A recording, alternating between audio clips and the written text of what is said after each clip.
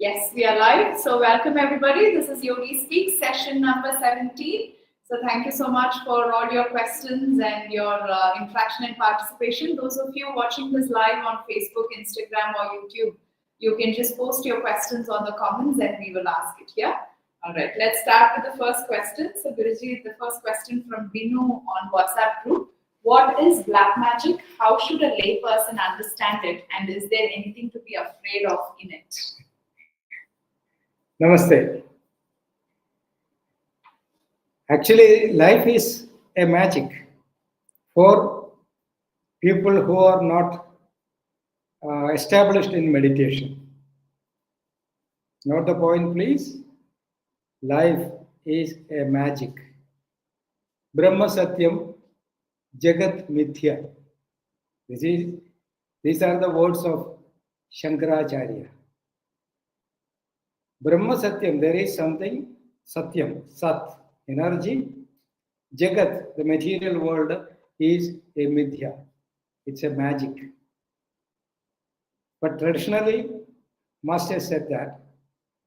But now, ultra modern science also saying the same. There is no material world existing the way you perceive. It keeps on changing.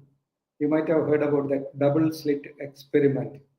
Once the molecules, the minute molecules, they say either electron or proton.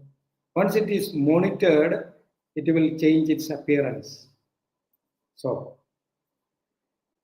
comparing to modern and ancient science, the branches, we can come to know both are declaring one point that this material world is a magic illusion, Maya.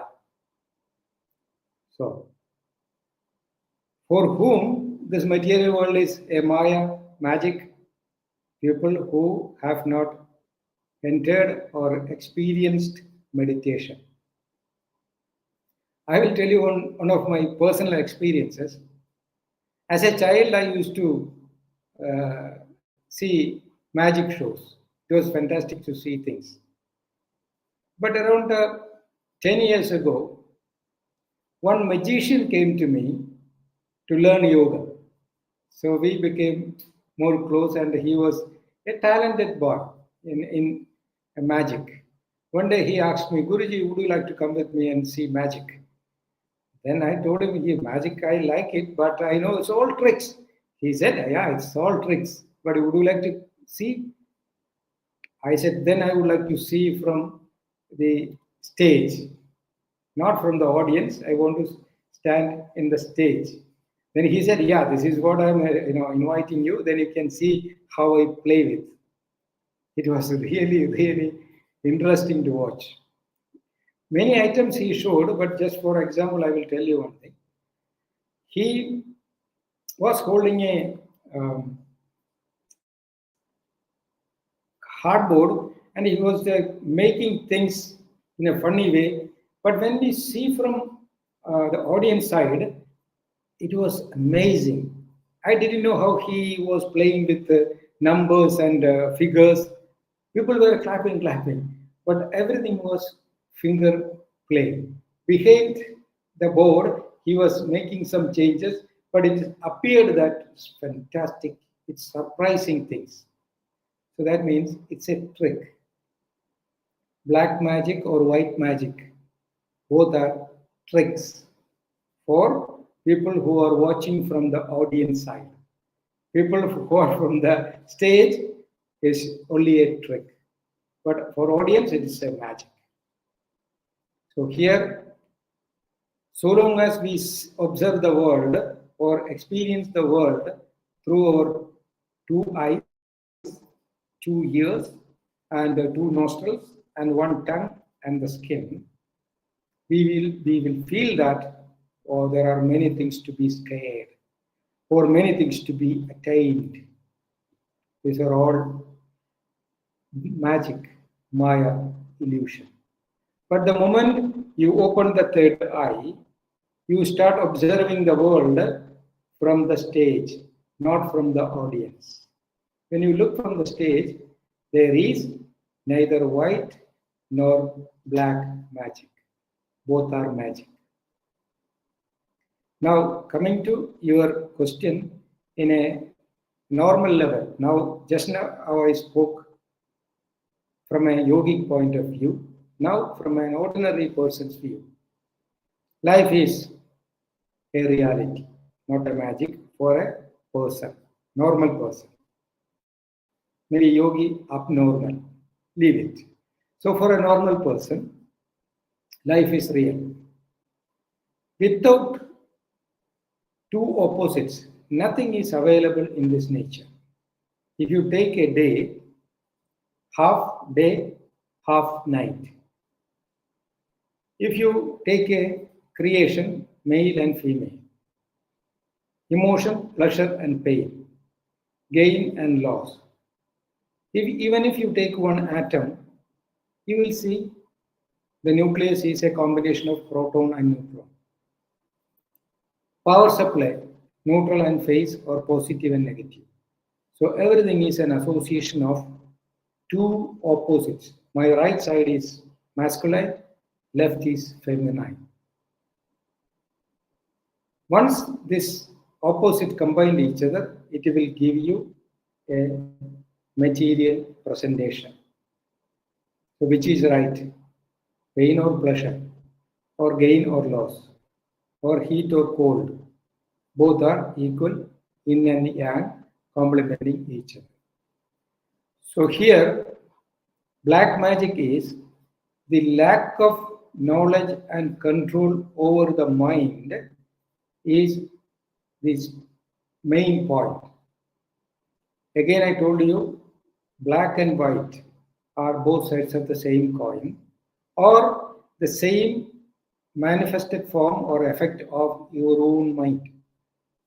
Mind has constructive power and destructive power. Like if we take a surgical blade, that blade is a tool. If it is given to an experienced surgeon, he will give a life with that blade. If that blade is given to a brute, he will take a life. The blade is used for constructive purpose and destructive purpose. Or with the same person, it can be done. If the surgeon in the operation theater, he is using the blade to give a life. Suppose he is attacked by somebody, he is using the blade to destroy him. So, if it is used for a constructive purpose, that is white magic. If the mind power is used for a destructive purpose, it is black magic. So, mind is the fact, but how it is labeled, label is coming as per the nature of usage. Then the second part of your question, will black magic affect and you should be scared or not? You have to be scared in everything, about everything, once you are weak and ignorant. Suppose you should be scared of getting disease if you are having lack of immunity. If you don't have adequate immunity, you are vulnerable to all diseases. You should be scared of diseases. But if you have adequate immunity, very powerful, your immunity, then you have nothing to worry about diseases. Same way, if your mind is weak and scattered, you are vulnerable to all negative attacks. If your mind is well managed, strong and focused, nothing can affect you. Got it now? So everything is in the mind. Manomayamidam sarvam. According to our masters, everything is your own mind. Even your body is the manifested form of your own mind.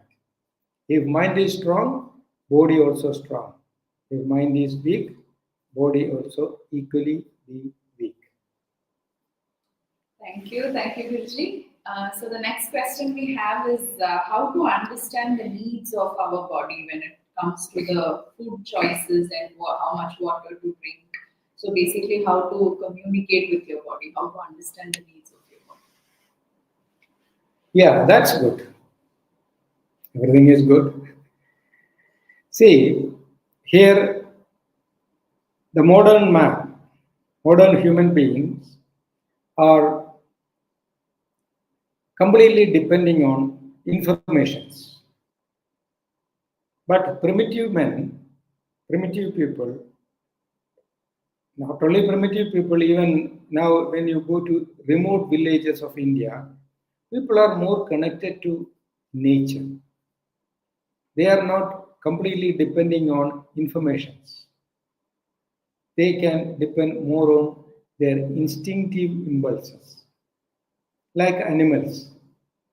Animals are not getting the weather reports and the diet, the report from the dietitian, or the health tips from the doctor, or the spiritual tips from the yogi. They are not getting. They are closely associated to the law of nature, and the nature is guiding them, but not through intellect, through instinct. So we are also having an instinctive playing, but unfortunately, we ignored it. It became dormant. Any system in our body, any part in our body is kept idle without any usage, it will become dormant. Just for example, if I break my bone in my hand, due to that fracture, I put it in the plaster. If it is kept in the plaster for more than 20 or 4 or 5 weeks, once I remove the plaster, you can come to know there will not be muscles inside, only flesh. You know why? There was no activity, it was not using, so it lost its power. Then I have to go through a lot of physiotherapy to build the muscles. So, same way, we have intellect and instinct very powerful when we were born. But modern lifestyle is completely depending on informations. What you see, what you hear. So, what's happening? What do you want to eat? How you come to know what you have to eat? Then you will wait for the doctor. Doctor should say what you have to eat. You have to hear or you have to read a book. But if you see an animal in the forest, even the stray dogs, sometimes they will be going and eating some grass. Why? Nature told that animal through the medium of instinct that that animal is having a deficiency of something or he has some kind of sickness. So he has to eat some grass as a medicine. Who taught that animal about or explained about that medicine? Instinct. I will give you one of my experiences. I have a partner, business partner from Scotland. That lady, she told me one of her experiences. When she was pregnant with her second child, one day she felt some uneasiness. That was the third month or fourth month. She said, I forgot about it. Then she had that uneasiness. Then she didn't know what was happening. After 2 days, she had a craving of eating black pudding. Now, black pudding is a particular dish made from the blood of pigs in the slaughterhouse. In the slaughterhouse, when the pigs are slaughtered, they will collect that blood. From that blood, they will make this pudding.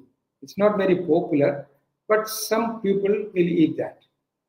So it is not served in all shops. But this lady felt a craving to eat that pudding, black pudding. And she was surprised. She had not tasted that ever in her life. She heard about it. All of a sudden, she got a tendency to or a craving to eat that. She said she drove around 2.5 hours in search of the shop where this pudding was sold. After 2.5 hours of driving, she found the shop. She bought this pudding. She said she was eating like a uh, starving dog. She was just simply gulping. But she ate that full pudding and she left. She forgot about that. But after 2 weeks, she went for her periodical checkup. Then the doctor was surprised. And the doctor asked her, had she gone through any strange feeling or whatever, very, very small, small things also should be said. He was very adamant, the doctor. And she was thinking, and remembering things. And she said, yes, two things happened. I got some uneasiness in my belly. And after 2 days, I felt eating this black pudding. I ate that, even though I didn't like it. Then the doctor was raising his hands and he was saying that this is what God does. That child survived an abortion. She was surprised. The doctor was also surprised. Doctor said the child, the baby, the embryo survived an abortion. Maybe that pudding, the blood from the pig, might have been a medicine for the survival of the embryo. And why mother felt a craving to eat that? If you think logically, it will make sense. When mother holds a baby, mother will feel something to eat different things which is necessary for the child, the growing child. I have seen also when my wife was, pregnant. She used to get different things, interest for different foods. Later, I came to know whatever the baby needs, then mother will eat. This is what is called the level or the dimension of instinct. So, if you want to come to know regarding your question, what to eat, how to eat, how much you have to eat, how quantity of water, how to do exercise, everything must be taken from your instinct. If you learn to listen your subconscious mind, your instinct, you will be guided from within like free birds, animals, and a carrying mother. Okay, develop that instinct, then these questions will be completely answered from within. Thank you, Vijay. So the next question we have is, what happens in your body when you hold breath? When we are doing different meditational practices, when you're holding breath, what exactly is happening in your body?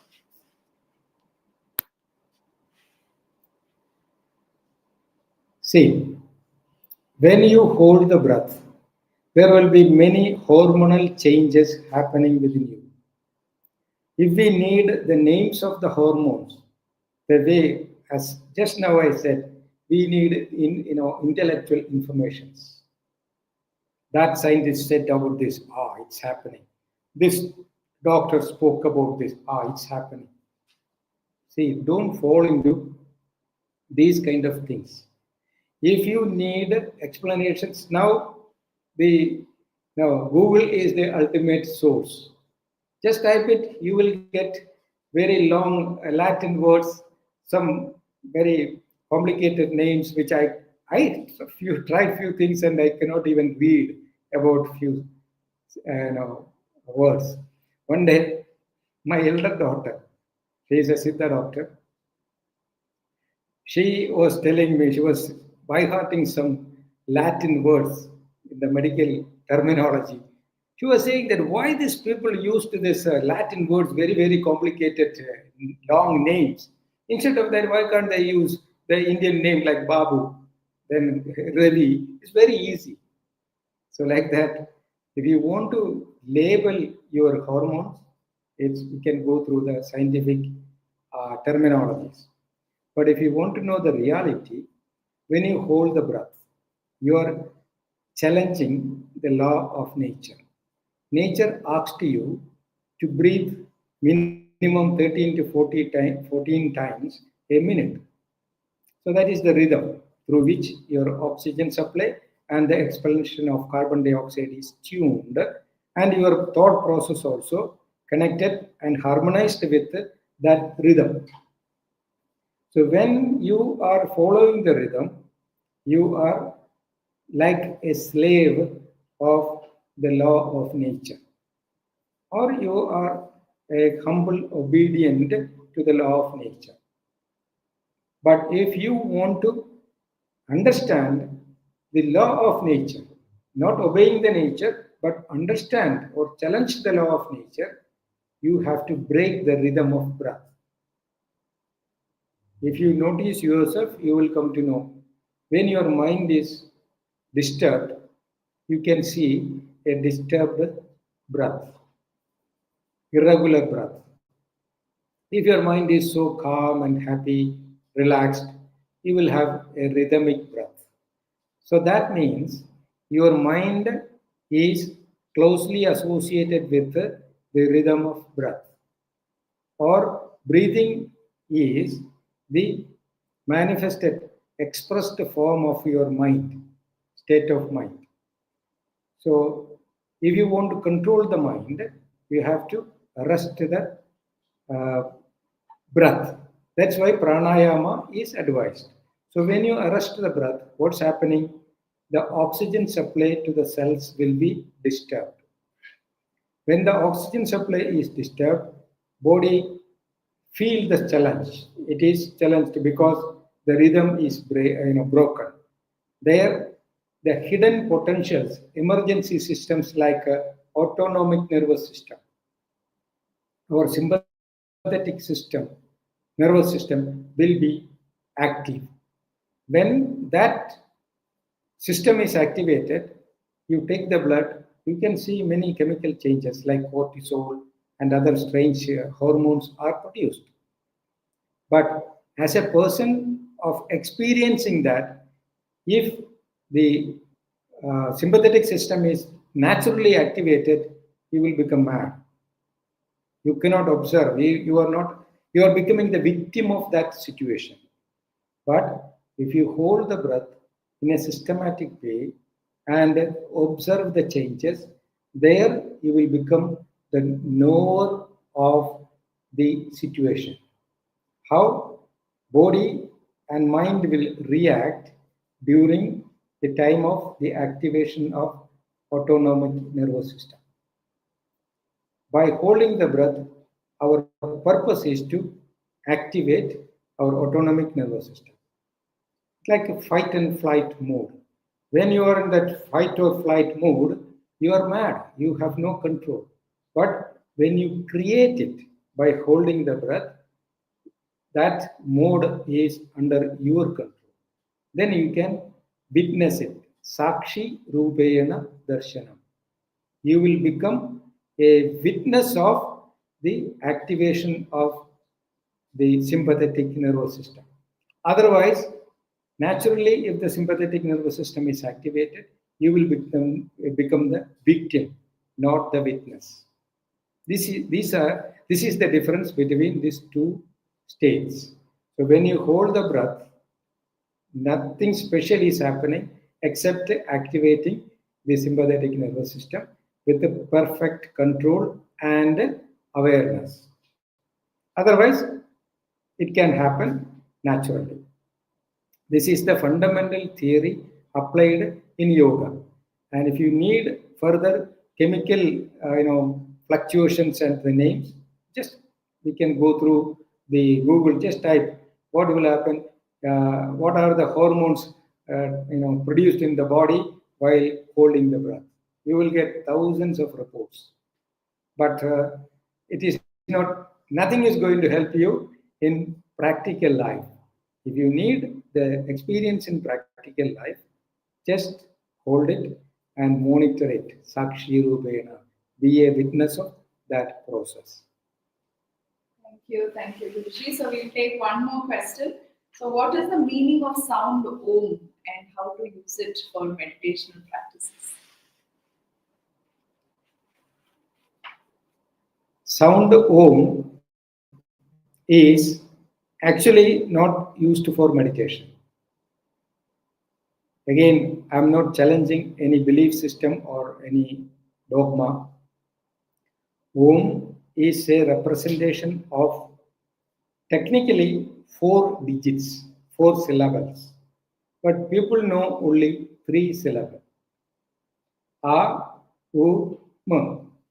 That's why it is recited Om. A, U, M. A represents the power of creation, U represents the power of preservation, and M represents the power of destruction. Brahma, Vishnu, Maheshwara.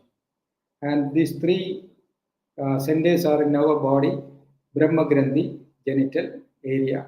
Vishnu Grandhi, our heart area. And